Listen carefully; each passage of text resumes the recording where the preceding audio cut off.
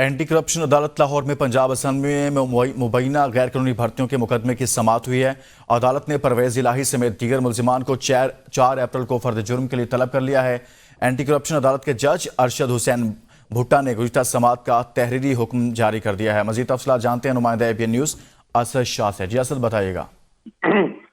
जी बिल्कुल, anti corruption अदालत लाहौर में पंजाब असम्बली में मुबैना गैर कानूनी भर्तियों का मुकदमा है। अदालत ने परवेज समेत दीगर मुल्जिमान को 4 अप्रैल को फर्द जुर्म के लिए तलब कर लिया है। एंटी करप्शन अदालत के जज अरशद हुसैन भुट्टा ने गुज़िश्ता समाअत का तहरीरी हुक्मनामा जारी कर दिया। सेंट्रल जेल रावलपिंडी ने परवेज लाई की मेडिकल रिपोर्ट जमा करवाई है। अबूरी हुक्मनामे में ये कहा गया और 17 मार्च को परवेज लाई वॉशरूम में गिर गए थे। तहरीरी हुक्म में यह भी कहा गया और मजीद कहा गया कि गिरने से परवेज लाई की पसली जो है वो फ्रैक्चर हुई है।